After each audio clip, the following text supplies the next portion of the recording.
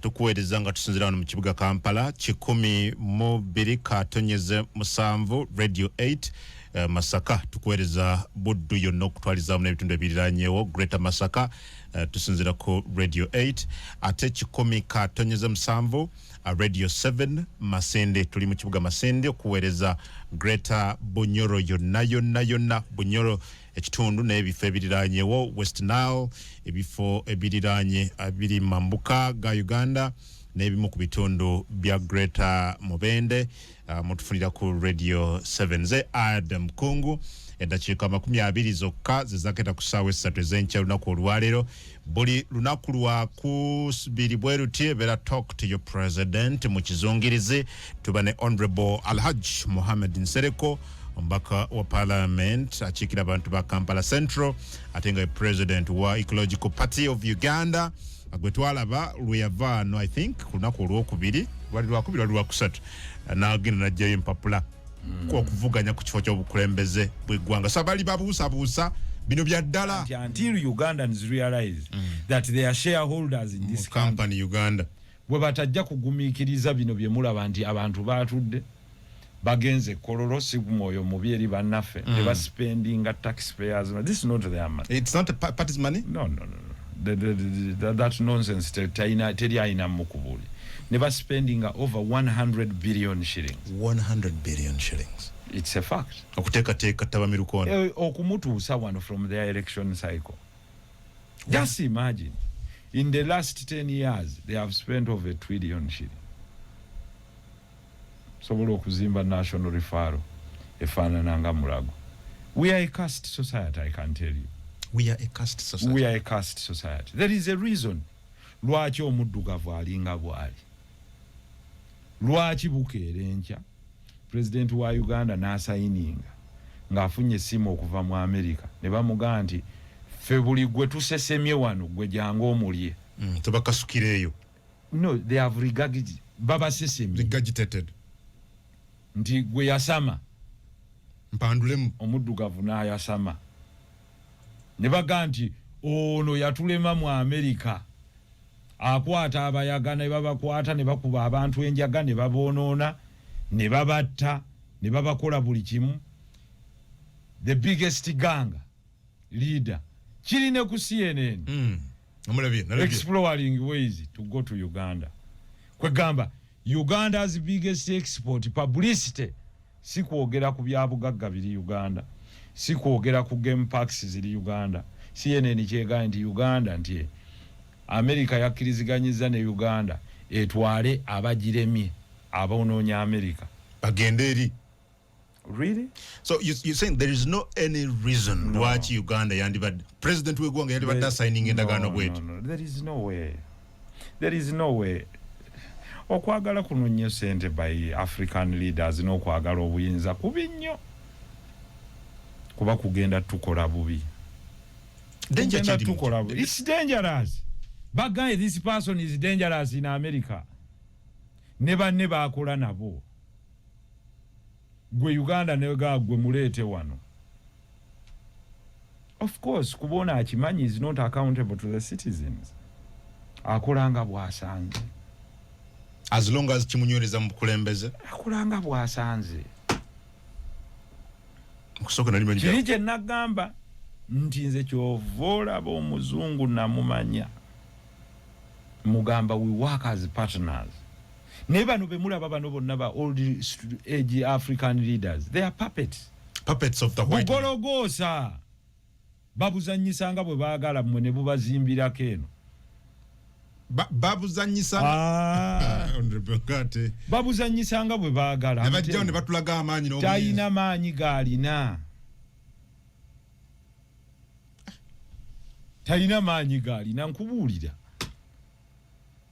Ye bamugamba tukukkiriza abantu bo bafuge nga bw'oyagala oba babbe ffe sooka tuwe ebyobugagga by'omuttaka. Nze nagamba wa nti omusolo gwa rental income tax gwenjagala okujjawo nga naakalayira kungu gavumenti eno tekuzimbiranga kunju terina sente zeekuteerawo n'ez'oluguudo giwa omusolo tekuwa bbanja teina kyekuwa bw'omala okukola ssente zo mu buyumba bw'abapangisa n'eggamba nze njagala mu rental income tax sasula omusolo ku mayumba namuwakanya mu parliament naye nga bw'owakanya musigadde babiri abalanga tebabitegeera there is no sicha eyo house mutuula n'abantu tabitegeera onnyonnyola kino bamugamba deductibles nze mbagamba no this is a disincentive eri abantu abatadde obusente bwabwe bwe baasevinga amaze obujjayo mu NSSF n'agamba kanezimbiremu obuyumba bw'abaki bw'abapangisa eno ebeere retirement gundi yange package ate naye ne bamukwata ne bamusolooza unfortunately abaddugavu tebafollowinga tebagoberera ebyo byonna obadde obyogera mu parliament ali eri mwebale tulwanirira Honorable Nsereko munnaye mwebale naye ng'ensonga zennyini taziwadde bwe ndi mu kalulu kati gwe okozeewo ki gwagamba mwebale tulwanirira what have you done kasi ku muddugavu aganyamba bw'amala okuyitawo ng'akuba jjambo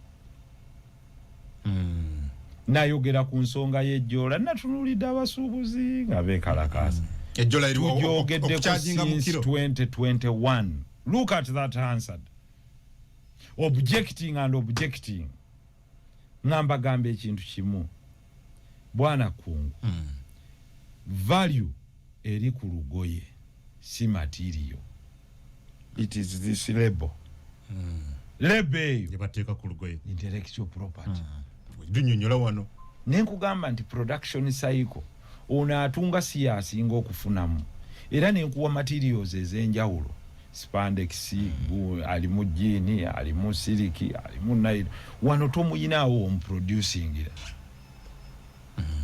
nene okwata abasajja olw'okuba oyagala obba protectinga factories muzinamu interest ne mukwata muziwadde uniform z'amagye muziwadde uniform za police ne mukwata n'abasuubuzi ababadde beereetera ebyabo okukola mu bukateni nabo ne muba rooting out of business because baagala okuteekawo katero ng'ate baabamu tebasasula kakati ezo factories ezimu ze bakubuulira nti gundi erimbaala egenda nalabe embala ya jeans ng'ekola kijiini ki ereeta jiini ng'oledde enkomole oli n'agattako ekyalaani ku n'atungako zipu nago bagikoledda ne peesa eggwanga lino tulina ekizibu so at the end of the day kyova olaba nti ogenda n'olambula factories nga zonna they are run through a cartel toleeta tiles kiyesi kyandibadde kirungi ozikolera wano naye nga baprotectingako bamu an individual antiirwa abantu baffe bwe banaazuula nti omuddugavu mulekeraawo okulondera mu kinyumo genda okulonda akalulu ng'omanyi lwaki olonda gwomanyi nti feresi yokka ng'alwana okujja omuntu ali mu buzibu ate gw'olwana okujja mu buzibu ye alwana kulemera mu buzibu abaddugavu bokka yes twerwanyisa abatuyambako kuva mu it is a studied phenomenon omuddugavu ne bw'aba African American ng'ali mu America wakiri aganze temuddayo kumpita African American I hear them so tobadde tojuulireyo kampe no. So omuddugavu kiri kye bayita black man's curse ye muntu atunuulira amununula ati ng'omulabe n'amulaba ng'omulabe kubanga omuddugavu taglorifyinga mumanyi and look at our history kuva dda amwana waani ayiseewo wakiri bamuloge era kungu oyo ye yafunye masters mu family kakati atwewulirirako olaba mentality y'omuddugavu javuga akamotoka ajja avuga akamotoka yalinga wano batambula talina akaana ako twakalaba wano kyovula abagga nti olumu toganja nnyo wammwe because abantu abasinga okutuliraana ebiseera ebisinga balaba value tebatera kulaba value yaffe ng'abantu abatuliwa ewala gomanyi nti omuddugavu oyinza okumala omuyamba n'akuvuma ennyo bwe towulirangayo omuntu ne bamala omuyamba ng'abadde mulwadde ali mu ddwaliro n'afuluma n'aganze nabasabyeko mu nyambe babyogera waliwo nekiro kyewatugambako omuntu bw'omuwa ogusooka n'omuwa ogwokubiri n'omuwa ogwokusatu bw'omuwa ogusooka asiima bw'omuwa ogwokubiri agirabanga kwe gakyagi entitlement bw'omumma ogwokusatu agana ekkungu yali lyafuuse eki abantu abe kyakyavaako kantu so naye ng'ogwasooka teyakiraba society bw'etuuka ku level eno gye bayita society eri ku bikukujjo upside down. You said we are caste race, a caste society. We are carrying a curse. Twetisse ekikolimo anti omusajja bamusimbisa layini ne bamuwa siringi 1,000 ne bali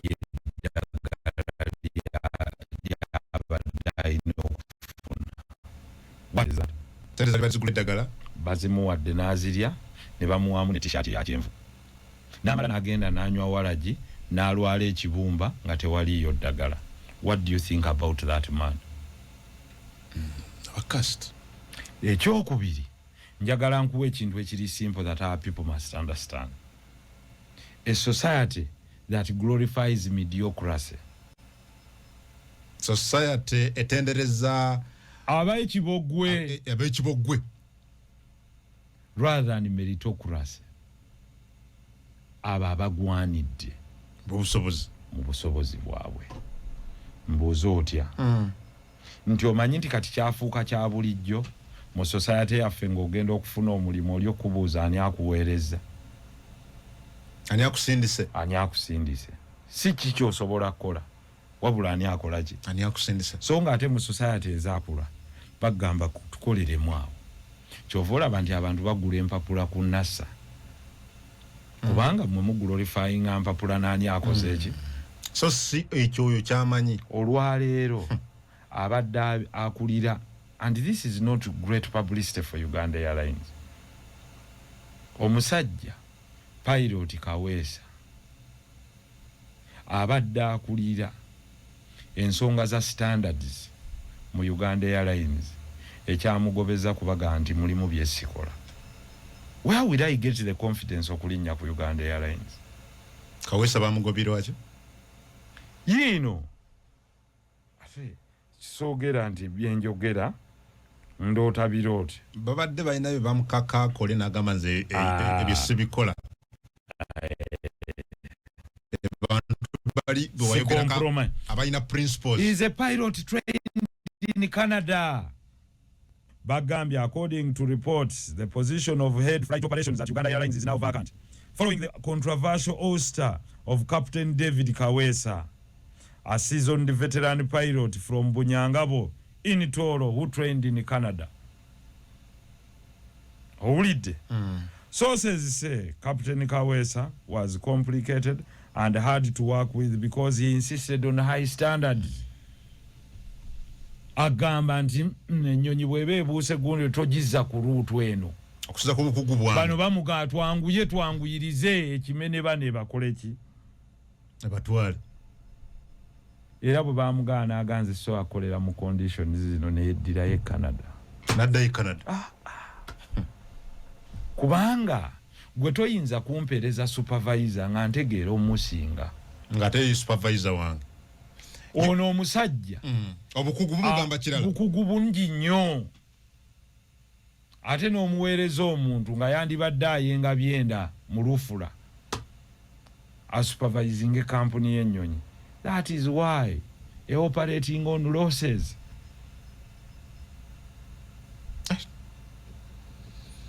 Ebyo biri mu buli kitongole kya government. Omuntu yali badde ayenge tekiriiwo nkuddiza kankwe gwa akagero okugeranyizaamu. Omanyi nti gavumenti eno yaleeta polisi ng'egamba Nasareti kyabeere ne diguri.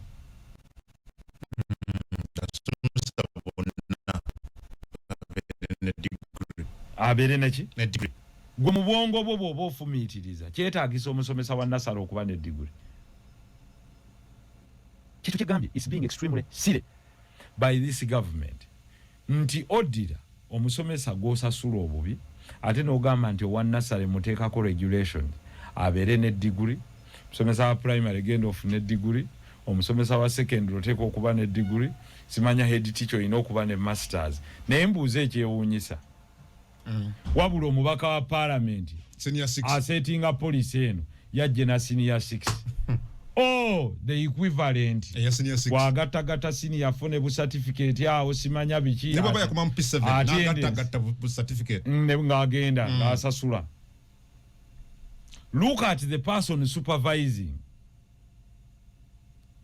a primary teacher gwe gwogamba abere ne degree nga minister gwogamba nti the qualification to be a minister is the qualification to be a member of parliament, meaning aina kuba wa senior 6, even a head of state senior 6 naye omusomesa wa nasale omugamba abere ne degree ayimbisa bino wammanga kisembazi banana matoke kapu kikopo colors okuyigiriza abaana parts of the body, head, shoulder, knees and toes, knees and toes, knees and toes. Oyo gwotuma degree. Kakati gwe tolowooza nti eno ensi eri ku bikukujju. It's upside down. This will be stopped immediately. Omusomesa wa nasale aina kuyiga bw'ateekateeka mwana kumukukwasa. Eyo bagiyita early childhood development. First aid ayina okubanga agimanyi kuba abeera n'abaana bato.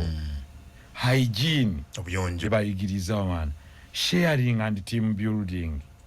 Then okwasa esinga omwana yeebaka atya, atambula atya. Development.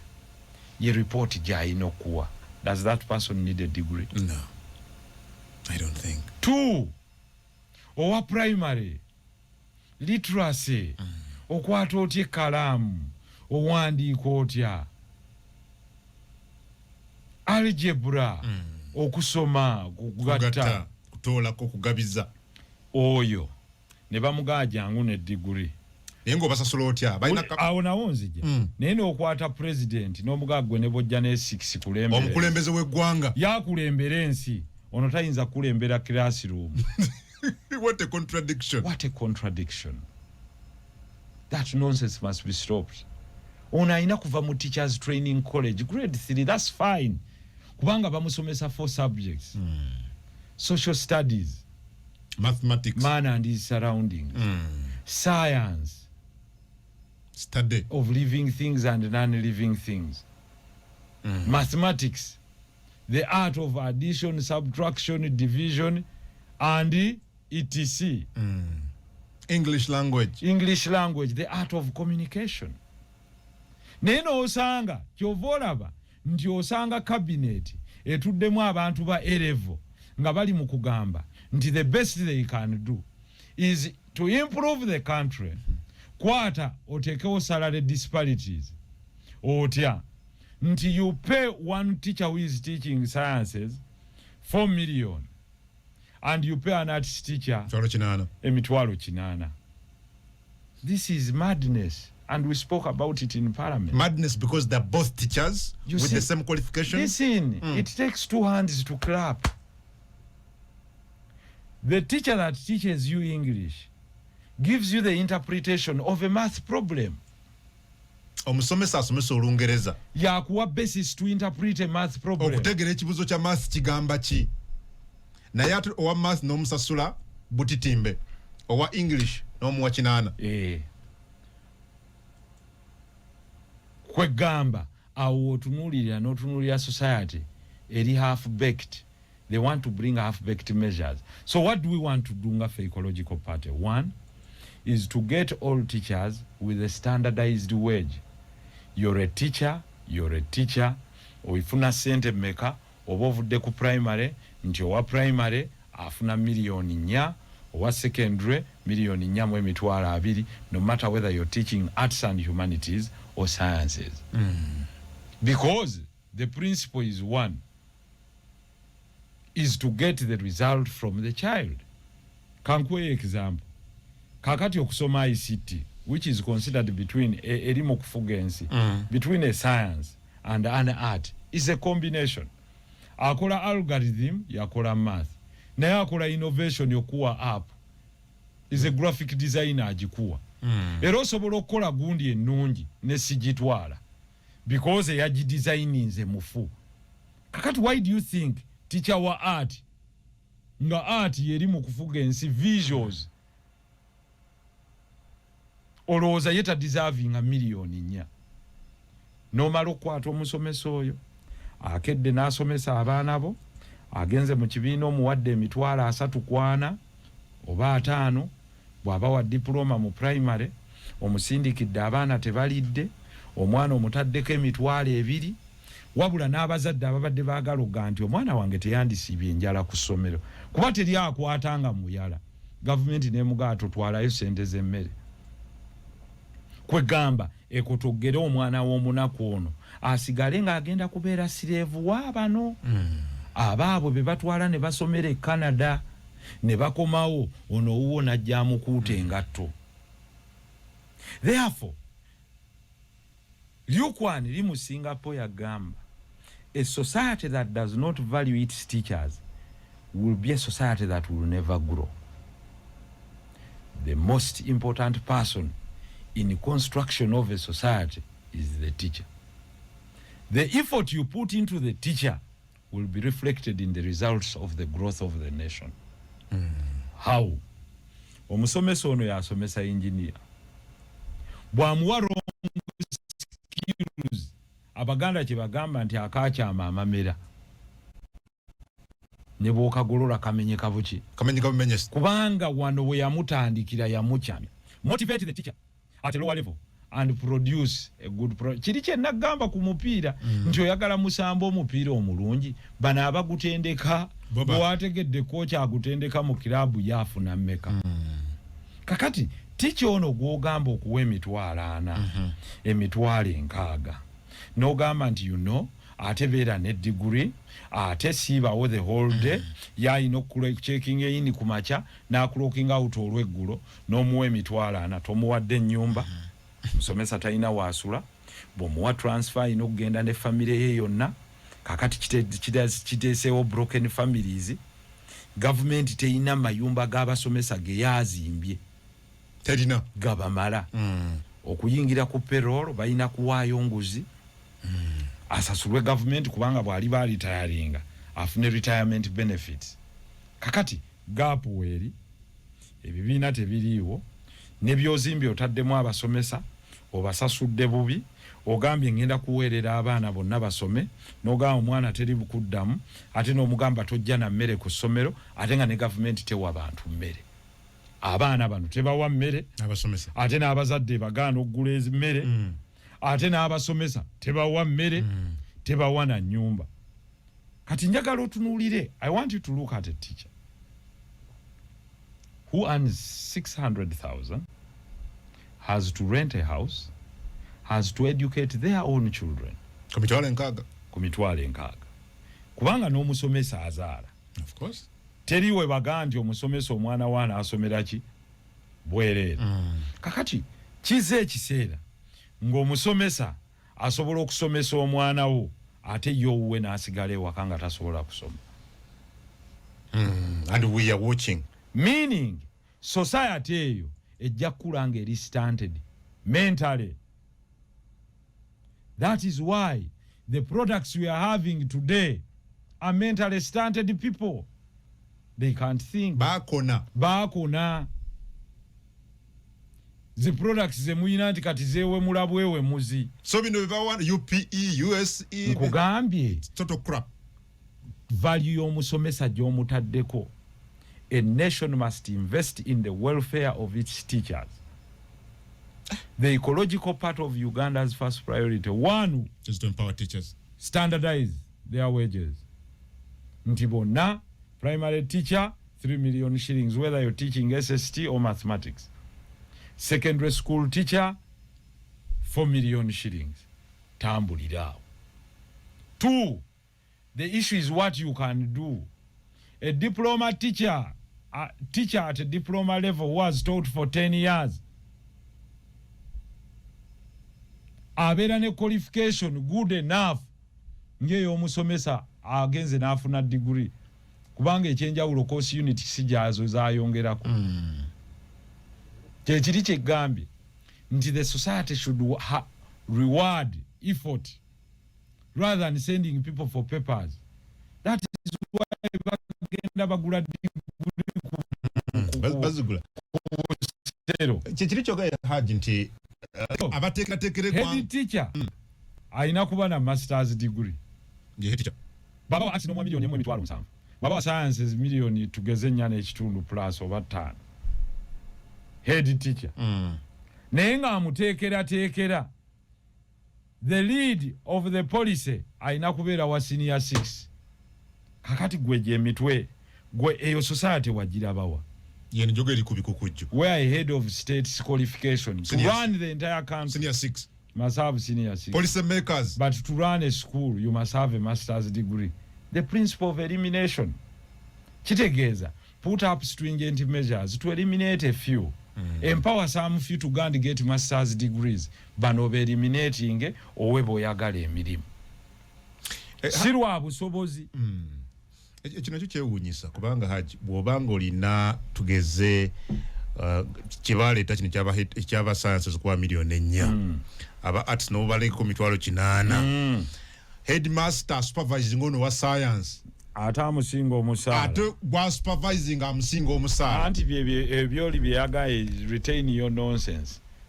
Sajja agenda okutunulira amubuulira omusajja is a specialized pilot and an engineer mu kisaawe ky'ebyennyonyi agenda okubuulira amugamba ng'alina kubeera ayenga byenda yasoma simanya marketing mbu you're here to run an airline.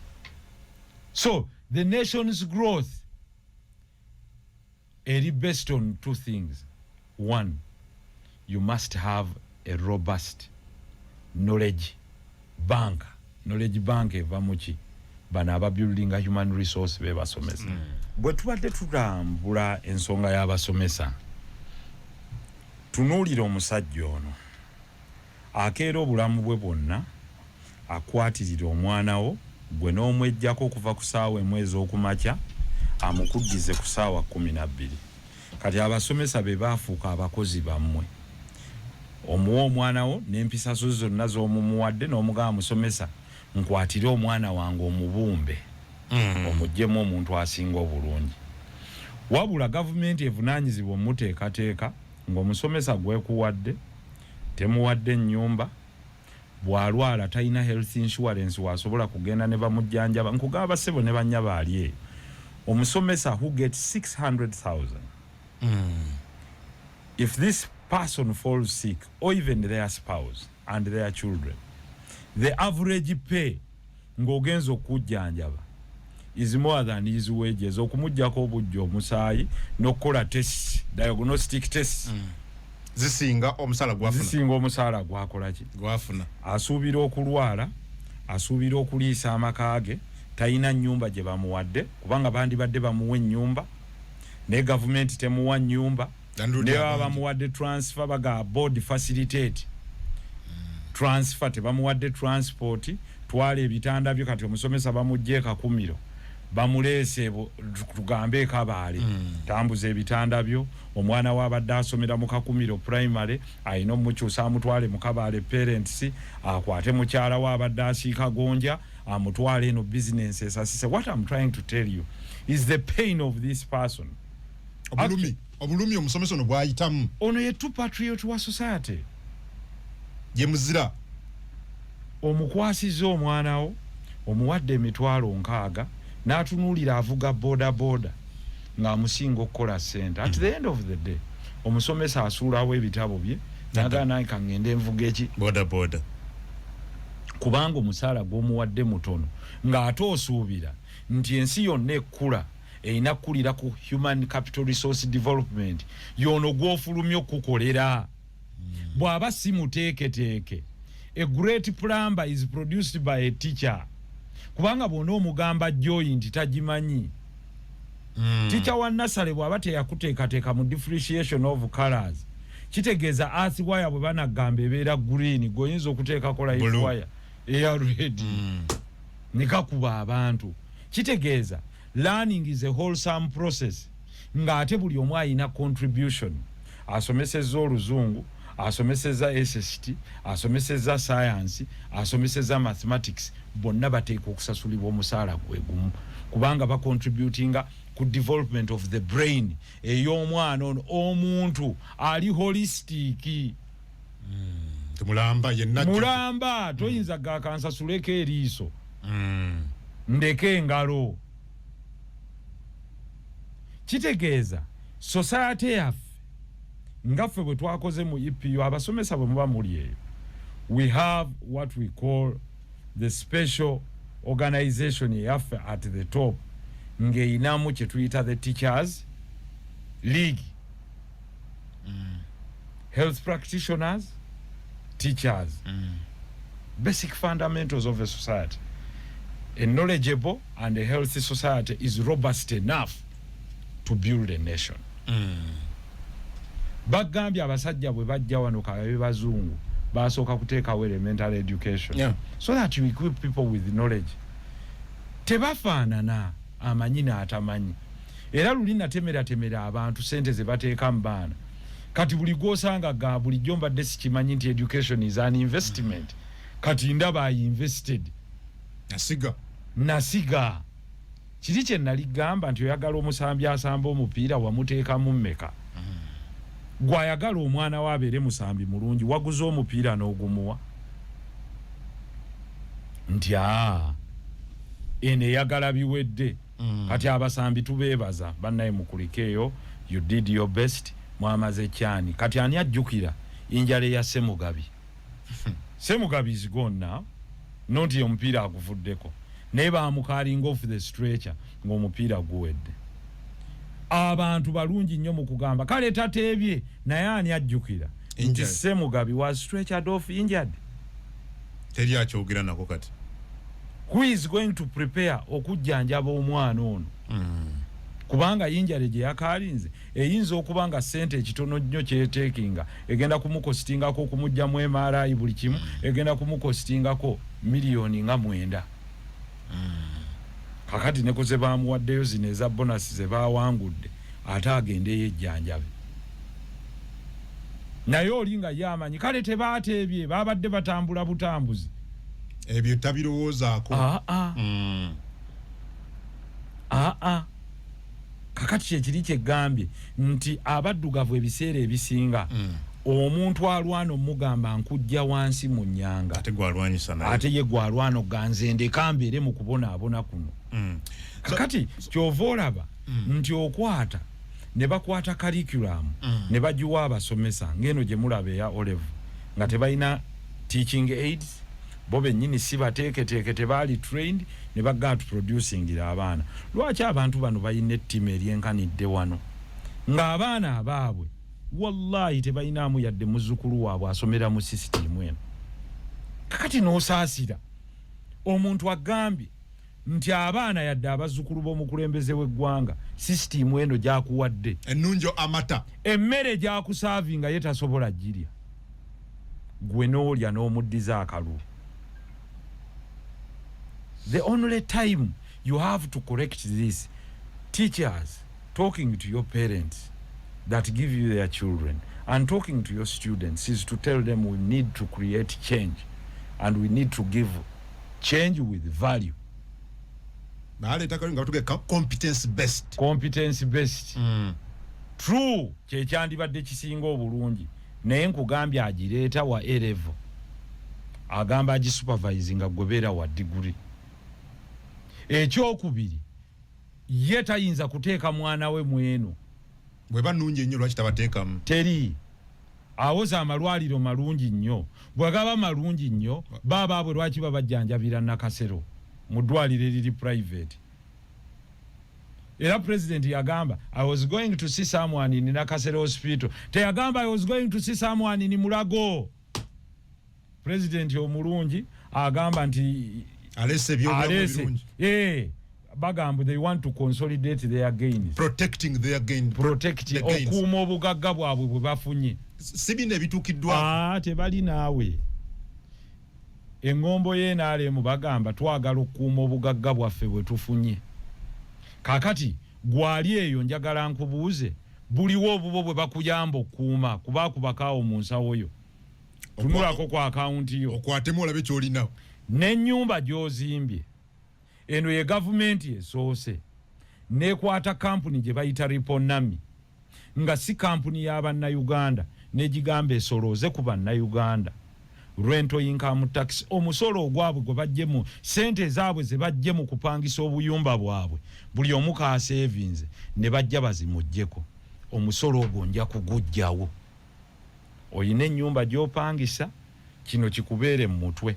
nga nnyumba yo ogipangisa gwe ng'agisulamu ng'omupangisa naawe agipangisa mbamba taasizza kubanga mugugabana kiwatu government omupangisa n'ennyini nnyumba government we mteekako omusolo aguzza kuggwe kakati kye njagala okubagamba nti mukaanye ebyo nja kubijjawo tebyetaagisa nja kugujjawo bo nga bwe baguwaawa tebasasula musolo oli aba ne faamu ku square mile 4 nga kuliko ente kuliko emmwanyi talina musolo nagumu gwakola ki abitunda nafuna sente zero talina musolo nagumu gwawa ku yinkaamu ye ku nteze ne mwanyize n'ettaka lyonna ly'ayina because zino ente z'ateekako ze zimuleetera income noono Nalubega akutte ebukolooto ekayunga akutte kaataano ke ku buli 100 ataddeko emizigo gye 8 bamugambye gwe olina otuwa omusolo gwa bitundu 25 3 ku buli 100 babi nnyo kuba zonna nnyingiza lwaki nze ow'obuyumba onzijjako omusolo ye tajja kuwa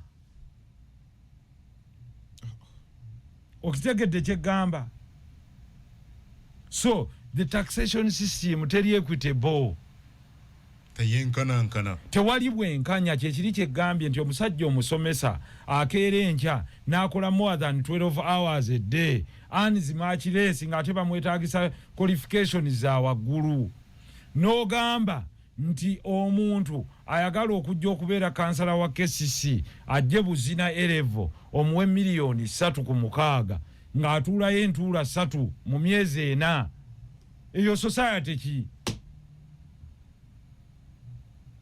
minisita omuwadde emmotoka ayina erevo ne bu certificate obugattirire tayogerangako mu parliament talina police statement gye yali aleese talina yadde interpretation gy'asobola kuwa twogera ku bintu nga bino bakutte omusolo ogwo bagugabye bakutte verification of goods basebo ne banyabo buli kintu ekiyingira mu ggwanga bakiryako sente mu kiverifyinga for standards naye sente ezo mu kifo kyo zikozesa mu UNBS bakwata kampuni ezaabwe nga bazituumye ez'abazungu ne bazibigabira beerimbika teziri nayo abazungu olw'okuba bano baali baagala obuyinza abazungu bakakasa omuzungu takyatubba natukuba mpi bakwata kampani gye bayita Sikpa y'abasajja bazungu ne bagiwe collecting excise duty buli kyonywako basebo ne banyabo buli kacupa konywako yonge etwalako kumpi siringi 7. Why are we slaves? The black man is curse. Kwegamba okukolerako digital stamp yeeno kana kali kasanikira kakano obunamba obwo ng'omuwa siringi 7 pa tetubusobola ng'eggwanga algorithm ekola kano to code it tekumalirawo yadde $2 naye olw'okuba balina bafunira ng'abantu omuddugavu buli bw'onookwata omukulembeze w'abaddugavu nga simumanyi agenda kubatunda bonna abamalewo.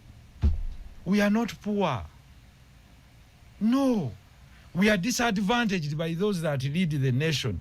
And 2, we are also disadvantaged by the mindset of our people. Kyekiri kyegambye nti oli amala kati n'atuula eyo e Bunyoro n'agamba maama oba ali e Busogo oba ali e Masaka wano tulituukawo osobola kutuukawo ng'okkiriza. Oli n'amala n'agamba nti honorable wandize eno n'otulabako kituufu nandiyagadde naye wuliriza message gw'ofuuka ensereko nze wessiri kati okuva n'olwala eggobeera eyo ogambe nti nze ensereko bye yayogedde bye nziramu wano. Gwe weeronde gwe ejenti wange gwe mobilizer enamba y'essimu ngikuwadde weereza. sente nyinza okuba siziina bannaffe ze balina. I don't have it, wali mu government, but I have the ideas. So if you want to take money and sell the nation, you will pay in form of tax. Nti bukedde nkya president ayise bayimamu olwokuba yawulidde Muhammad yeesimbyewo kati abawadde obuwumbi 3 mu ssaako. You people, 3 obuwumbi 3 mu ssaako zaabwe. Obuwumbi obwo bwennyini kanjigiriza abantu bano, nsaba mutegeere. Gavumenti ebyanga ekwazisa obwazisi ssente bwemala n'ebukuwa ng'eteeka omusolo kw'ogenda obigula. Bwekuwa buno obuwumbi ne bakuwayo $5,000,000 ojja kujja ogula akasawo ka seminti azizze, abanga azikuwoze ajja zizza mu mwaka gumu oba ebiri. Ojja gulako ekkanzu, abalala bawaseemu abakyala, abalala balyemu empombo, oguleko emmotoka. At the end of the day buli kyoguza kijjeko omusolo, sente azikomyewo, yasigaza obuyinza. Abadde alina kyakuyambye. He mastered the art. bano no boyogerako nti bano tulina okujjawo society that thinks with its stomachs, balowooza na mbuto zaabwe mu kifo ky'okuthinkinga with their brains. buli kimu akirabamu lubuto. A society that votes based on emotions, okusinziira ku busungu. Wano bw'otatuwono tetujja kulonda, kati bwamubawa olwo mubadde bulungi nnyo. No. Muyiza okuba mulidde future yammwe. Do not eat the future of your children. Fabaliwo, there is nothing we can get anymore. Nothing. But we must guarantee abagenda okuddako nti we can make the sacrifice mwe mubeere obulungi. Kyekyawula omuddugavu n'omuzungu. Omuzungu akolera abalidda mu maaso, omuddugavu akola kulya abalidda. Ye omuddugavu kanibo alya munne. Enjawulo eriwo? Omuzungu akolerera alidda, omuddugavu alya gwazadde. Nakulya banajja. Aganze kasita nfunye abasigadde tebinkwatako. Ebiriddawo tebinkwatako. But ngomba jubadde yogera protecting the gains as we make a qualitative leap into high middle income status. Okuuma ebyabwe bye bafunye ebyobugagga byabwe nga bwe basooba okugenda okweyongera okugaggawala nga bakozesa ggwe. Gwogeininze ekyo. Njagala wenaalemu gwe bagambye gwe bawadde slogan eyo anziremu ye yafunyemu ki kyagenda okukuuma mu gainizi oyinamu eyiyo. Omwana w'amaze okusoma gwali mwenaalemu temutudde naye waka, batudde tebalina mirimu. owozeebeewo kati what gain have you made? You've made an investment mu capital mwana ya $1,200,000. Otudde naye otunze n'ebibyo, otunze kutunda birala, kakati ate ofunire omwana omulimu. Nti n'omulimu oyina kunoonya gw'owanguzi mu district service commissions, mu education service commissions, mu health service commissions, abaana bamwe bafune emirimu. What gain are you protecting? Nga wawe bagabira scholarships transparently. Gwe bakyogerera mu pululo, gwe n'olowooza nti naawe oyina ebibyo by'oprotectingiramu. Akatambaala ne kooti by'oyina bwana ku byoza okuprotectinga, oba emmotoka gy'ovugira ku looni, oba ennyumba gye babanja. Kakati bo bali bakuteekamu kyawamu. Protecting our gains, bali ba protecting our gains. Ye muntu asobola okuwa delegate $5,000,000 amulonde goziina ezejjenjero bwezi. Kakati ne bakwata ono delegate jangu otuyambe tu protecting gains za mukyalo oli gwe bawadde lubowa. Gwe bw'otunulatunulamu awo myaka 5 oyina gain gy'ogenda okuprotectinga. Pineti ye abafunyemu. Protecting penalty ne bagagga banne n'abali mu kutunda gold, n'abali mu kutunda ebyobugagga by'omu ttaka, n'abali mu kufuna ssente ku bana abagwira be bagenda otuweereza abayaga. ebyo ze gainizi zaabwe era ze banoonya okunyweza kyova olaba nti omujega bamuyita ne bamugagwe jangu otwegatteko eno tie ffe tugenda okuyimbira ekintu naye ne kituuka ng'omuyimbi mulwadde ne bagamba ate mu musondere kati badde awaana ki therefore era si mu bubi Kamiliyoni mukwano gwange ate mwagala nnyo naye twandibadde tumusondera okugenda omujjanjaba nga muna Uganda atya ate nga gavumenti nnungi ekuze nnyo bagamba mbweri babagenza mu business yateeka eddagala amalwaliro mu malwaliro mulimu eddagala eriyo n'abasawo era bye beewaanyisa tuzimbye amalwaliro malungi nnyo nga bwe bajjanjabira yaani minisita ki bonna n'abafudde God forbid okay of course kibaddewo bafiirawa bafiira Kenya mu America South Africa kakati eyo ye gavumenti gwate kugumya nti ekuwadde ekisinga obulungi nga yo tesobola kyejjanjabiramu nega tubazimbidde amasomero nga yo teyinza ku abaana baabwe tebasobola kuwunyizaayo gwe w'omusiru twalayo meaning they are in constructive destruction. What is that? Nti systematically bawamba obwongo bwo ne babudestroyinga to create a class of slaves. Constructive. Era kyamba amala n'abagamba nti please bwe muba mumaze nti muyingira amagye ejeje emirimu ngiina gwogenda okuuma abagagga bano bebyabwe bibabbi omupoliisi asule mu mukebe naye akuuma omugagga atwala ekisawo kya ssente basula mu mikebe ate basulawa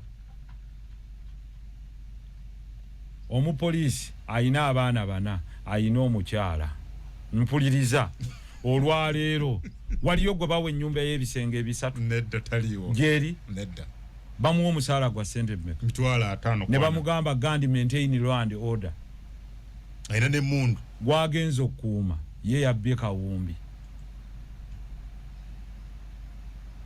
gweyo society oji ate nga bamugambye jangu okuyingira poliisi ng'olina A-level gwazza okuuma presidential advisor wa P3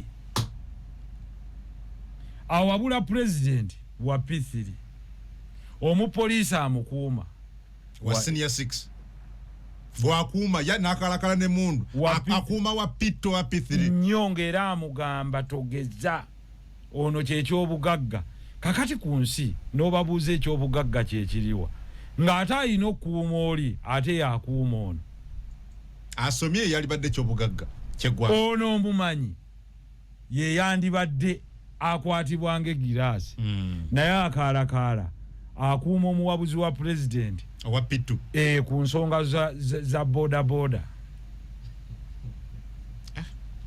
eno ye gavumenti nga president alina omuwabuzi ku nsonga z'abavuga pikipiki kati oba amuwabula ki nti oba zigooma amayembe oba emitto tegikyanywera oba ki but you can see nti gwe ekyo kisanga mu nsi ki nti amongst the presidential advisors olwomupresentinga America ereeta nti national security advisor gw'oleeta presidential advisor on border border ereeta nti national advisor on ICT information technology and research fenga tuleetani national advisor ku nsonga za butale presidential advisor ku nsonga ki ku nsonga z'ebizungiriza ebigenda mu bbanga n'ebirala gwe ng'oleeta presidential advisor creatives waliwo ng'ogyeko creatives bongerako kati buli district oyo muwadde ku nsonga za affairs z'ekifo kino ono wa Bunyoro affairs ono wa nsonga za ono Karamoja kakati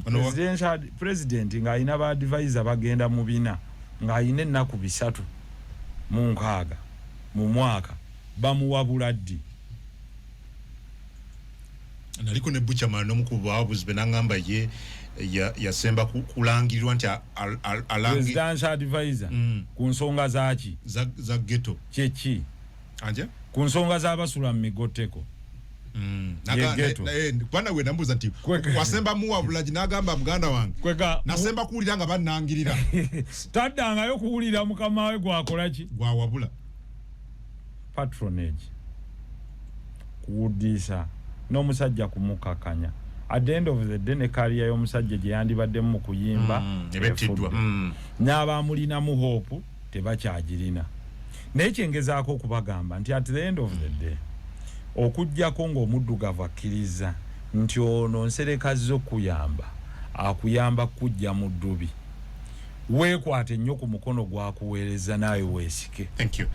Njagala funa but what Simon Kagwanjala munnamawulire yagenze ejjo ku mukutu gwa X n'ateekako post ndoze kwataganye n'okuyigiriza kweyigiza olunaku olwaleero ngaga nti ateeka National Council for Higher Education kuninga eveeyo n'obukakafu obulaga nti tulina curriculum eya A-level. Teriiwo abaana abamaze O-level kati tebamanyi kye bagenda kusoma mu A-level. Kyekiri kye nagambye ebbanga lye mulimala nga mukutta abantu abatali bamanyi babakulembere ne musalawo gamba nti nja kulyamu t-shirt n'2,000 mu layini mugenze. Kyekyo lwaki teri society yakula ng'efaanana nga yaffe. Gwomanyi nti oyita ku bitaala si mwoyo mubi. Nze nazuddeyo ne kalibe y'abantu n'oyita ku batembeeyi bonna abapya ku bitaala ennaku zino. Abapya nze mpita ku bitaala wano kati teboogera lulimi lwa wano batunda obutunda ku street simanyi oba bavudde mu nsi ki Mungu yamanyi. Oyina abatembeeyi bo bali ku bitaala nkutidde gwe genda ng'oyita ku bitaala olaba abantu abali mu kutunda nga batembeeya butunda biki teboogera lulimi lumanyiddwa. Simanyi gye bavudde. I need to find out. Genda ng'onoonyereza ogamba omukubbo nti mpa ku ndagamuntu. Kakati a society erina broken system okutuuka kwekyo kuba tetwandiganye muntu kuweereza nga mutembe no problem. Naye amanyikiddwa yaani nze lwe nasoose okulaba abakyala abasala enviiri z'akasunsu nga batembeeyi basala nze nsobola okulaba munnayuganda n'atali enviiri French kati eno ekola akasunsu ne kawanvuwa bwe kati nga wasoose mulaba either yavudde oba Burundi oba nga mukyala asaza akasunsu batembeeyi bali awo atunda butunda n'emiyembe. Sikitegeera. I need to find out. I need to Eremeka ya akulaba akwetegereza alinga omupya alinga atategeera bigenda mu maaso yekengera n'okwekengera kati yo society.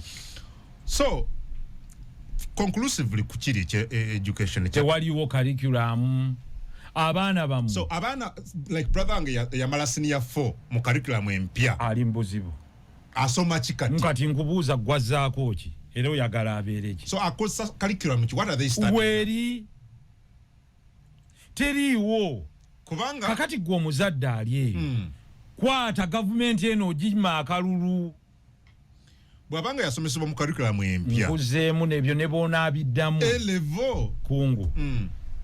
The answer is with you. Jima akalulu tutereeze eggwanga lino. Kanzije ku Radio 4, Radio 7 ne Radio 8 kwogenda kwoli njagala zijje kufuna. That's the reality. It's the only thing they can do. Kuba kati naawe oli mu kusoberwa gy'omutwala tomanyiiyo. Nze nkubuulidde nti 1 singa twadigitizing abasomesa 2 ne tuba training mu curriculum gye twagala 3 ne tukyusanga kino kye baagala okugamba nti if you want you go vocational but give those options. Mu ggwanga mulimu vocational training institutes mmeka nti oba the first year of A-level eri practical skilling, the second year of A-level is granting someone what we call a high school diploma. Then n'agenda n'akola kye tuyita associate degree nga ya myaka 2 n'akola omwaka gumu omulala ng'afunye degree.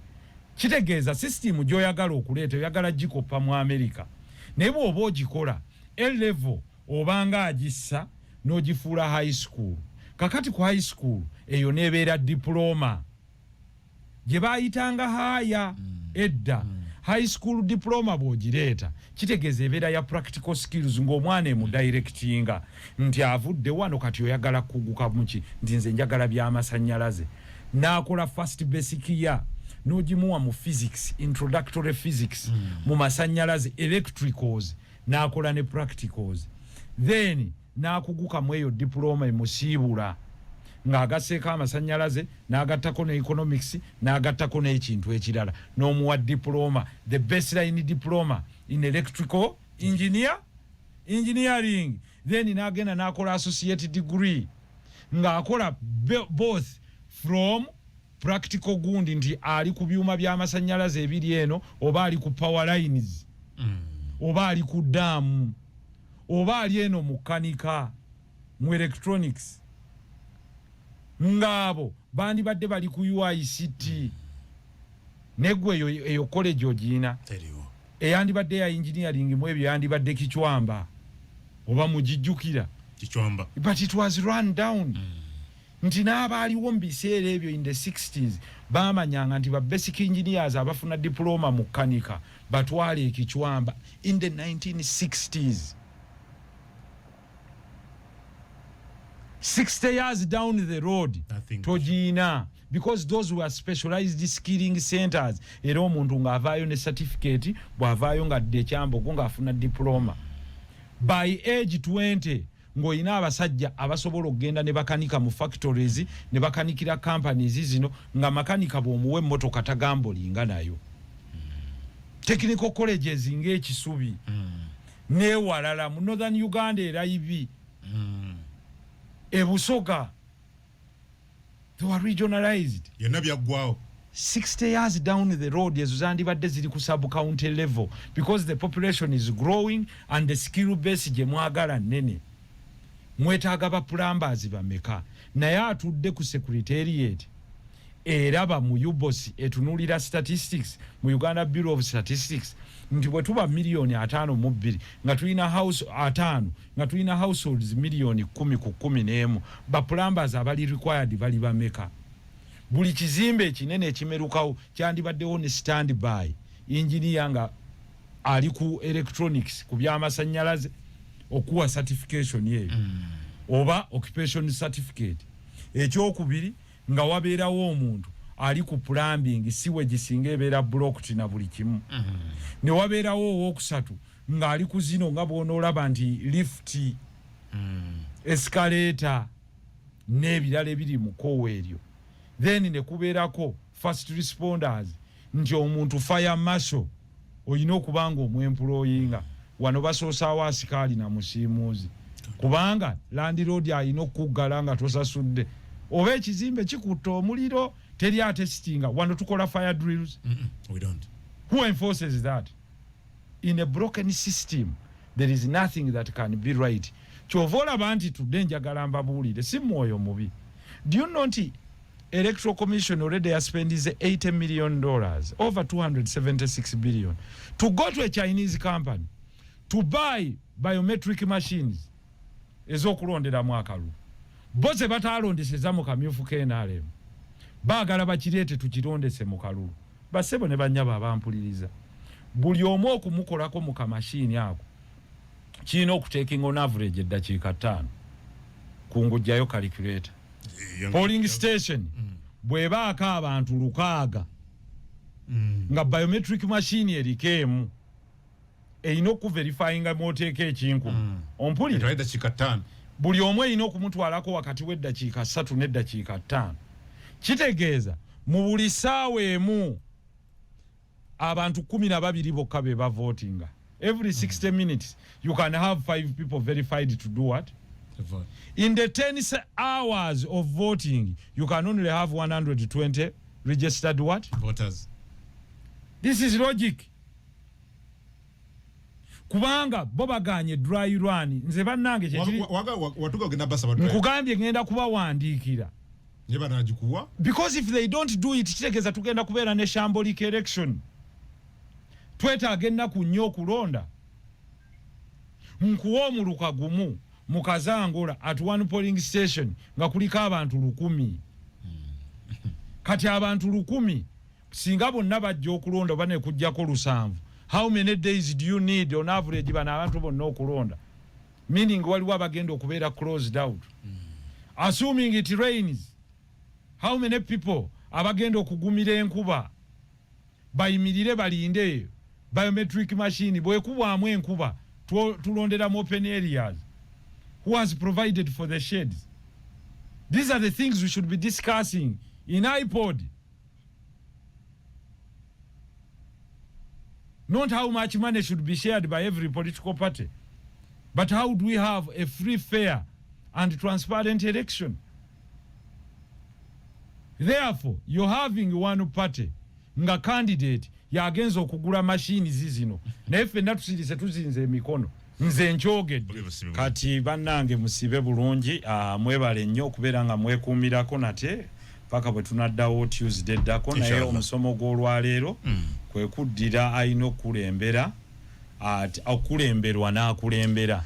And the principle kiri kye twogedde tukijje mu basomesa akanyomero kabadde kabasomesa mu ggwanga n'ogamba nti oddira otya nasale teacher n'omusaba degree naye ng'ate alina okukulembera eggwanga Uganda ye yeetaaga A-level na mpapula ngati Shiva na uma wuno akuwe amuli mu Lungereza. Amina, God bless you.